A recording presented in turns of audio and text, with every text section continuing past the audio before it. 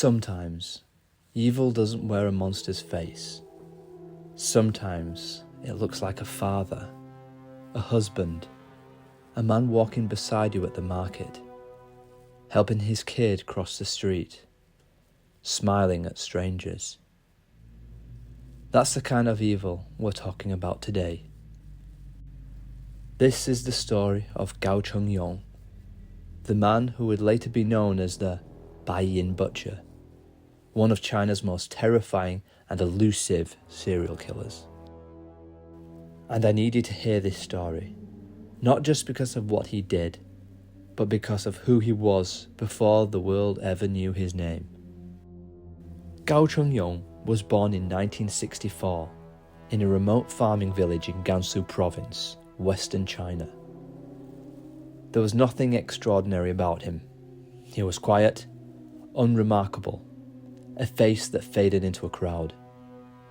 He grew up like most boys in his village, working the land, helping his family, blending into the rhythm of rural life. He later married, had 2 sons, and opened a small grocery store in Baiyin city. To the world, he was a family man. He'd greet neighbours, smile at children, and hand out candy from behind the counter. No one suspected a thing, because monsters don't always look like monsters. They look like us. In 1988, something inside Gao Chengyong snapped. That year in Baiyin, a young woman was found dead. She had been followed home. Her throat was slit, her body left in a horrifying state, stripped, mutilated. Whoever did this didn't just want to kill, they wanted to dominate, to humiliate, to erase. The police were stunned. Nothing like this had ever happened in Baiyin. And for Gao, he went back to work at his store the very next day, like nothing had ever happened. Over the next 14 years, this ordinary man would kill again and again and again. 11 known victims, girls as young as 8, women no older than 28. He stalked them, followed them into their homes, slashed their throats, violated their bodies, and he always vanished without a trace. He was calculating. He never used the same weapon. He left no fingerprints. He never stole money, only items of clothing, underwear, bras, mere trophies. He was a ghost, a nightmare with no name. And for years, he watched the city panic. Can you imagine being the families of these girls, finding your daughter, your sister, lifeless?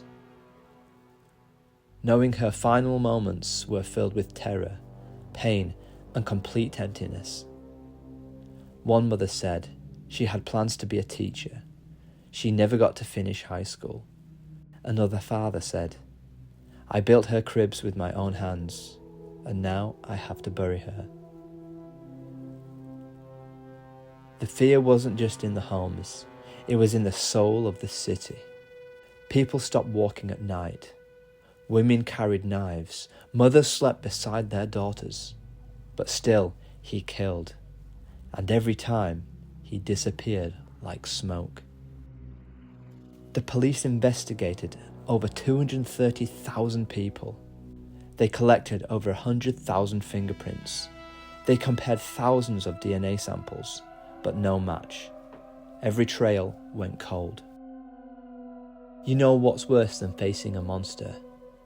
Not knowing who the monster is, living beside him, serving him food, letting your children walk past his store.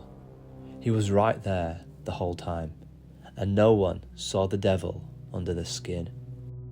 Gao Chengyong continued his life in peace. He raised his sons, ran his shop, tucked himself into bed every night, while families across Baiyin wept for the lives that he stole. For 28 years, he got away with it. This isn't just the story of a killer, it's the story of silence, of how evil can live right next to us, but no one ever knows. For nearly 3 decades, the face of evil in Baiyin City remained hidden. Gao Chengyong's crimes were so calculated, so precise, that the city began to wonder if they were living in a nightmare that would never end. But every story, no matter how dark, has its turning point. And for the victims, for the families, that moment finally came.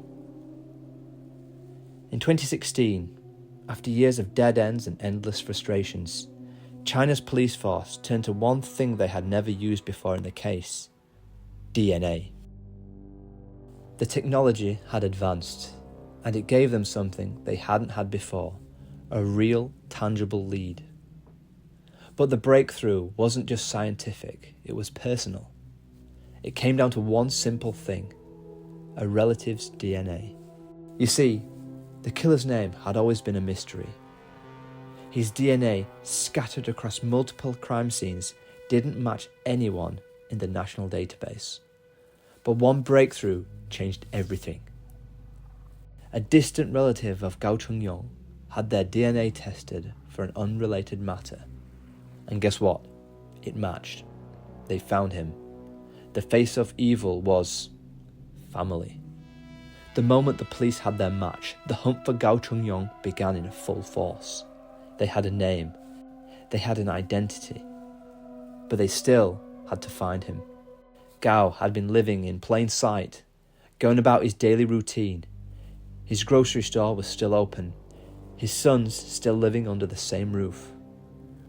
He thought he was invincible. He thought the past had been buried. But no monster can stay hidden forever.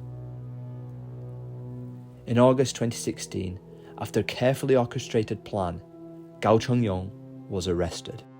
The man who had terrorized Baiyin, who had killed 11 women over nearly 3 decades, was finally in custody. But when they arrested him, when they looked into his eyes, what did they see? What did they find when they finally confronted him?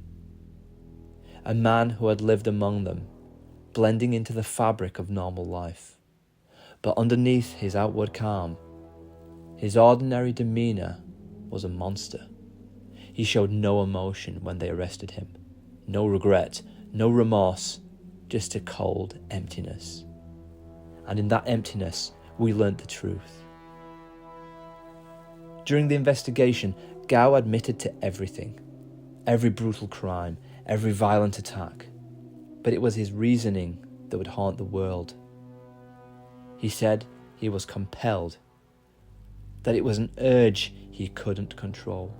He talked about after each murder, he felt a sense of release, like he had been cleansed. But even more chilling was this: he didn't view the victims as people. To him, they were just objects, trophies. He never apologized for what he did. Never once showed even the slightest hint of humanity. For the families who lost their daughters, sisters and mothers, the arrest didn't bring them back. It didn't undo the suffering they had carried for years. But it did give them something precious: closure. Can you imagine the weight of knowing that the person who destroyed your world was someone living beside you the whole time? But then, when justice comes, when the veil is pulled back and the mask is removed, how do you even begin to process that? In 2018, Gao Chengyong was tried for his horrific crimes. He was convicted of 11 murders and SA. The sentence was clear. The verdict was final. And in 2019, he was executed, and the world breathed a collective sigh of relief. But for the victims' families, it didn't erase the scars. It didn't return what was lost.